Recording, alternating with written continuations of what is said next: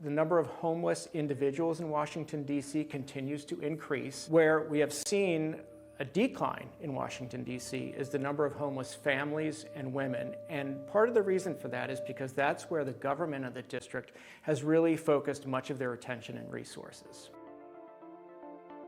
We're actually the oldest private social service agency in D.C. We have a shelter that serves about 170 people each night. We have a family ministry center, a transition home, and a summer camp for kids.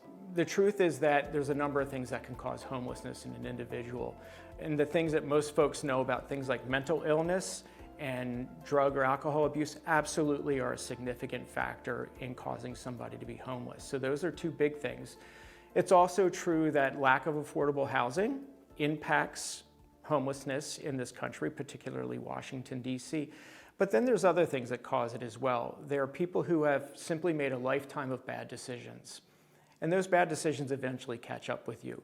Everybody has brokenness in their life. You do, I do, we all have brokenness in our lives. And most of us have the luxury of working through that brokenness with the safety net of a family and a home. But if you don't have that, a lot of people end up getting kicked to the curb as soon as they start acting up in the home. So if you're a person who's living with an aunt, uncle, grandparent, single parent, especially in an urban setting, especially in a poverty setting, folks start acting up and you're told you got to get out. And those folks don't have any place to go, and a lot of those folks end up homeless or here at our shelter.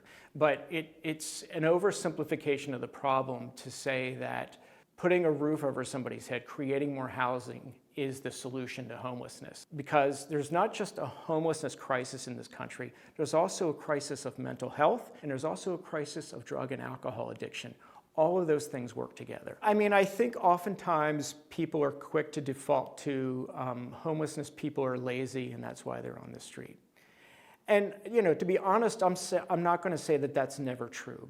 But to use that as a blanket assessment of everybody on the street really is kind of shallow.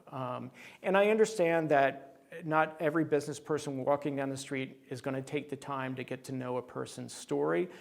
I've been doing this long enough to know that I've heard lots of stories, and I can tell you that there are people who simply struggle with addictions and mental health, no fault of their own, and that's what put them into the situation that they're in. But for us, regardless of what the causal factors were that put a person on the street, we're here to help people and to try to give them what they need to get out of that lifestyle. We're not always going to be successful because honestly, human beings are complex, right?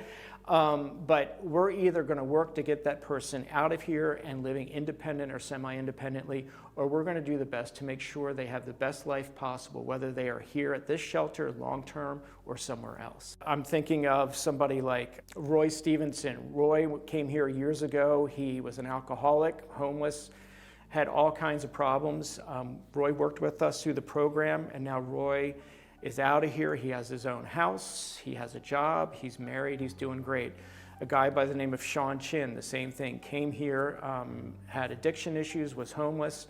Sean lives a beautiful life now. He's married, he has 2 kids, he's got a steady job. More recently, we have guys who went through the program. A couple of them actually work here now. They work for us, so they're giving back through working for us. So there are those shining example stories that keep us motivated to keep going.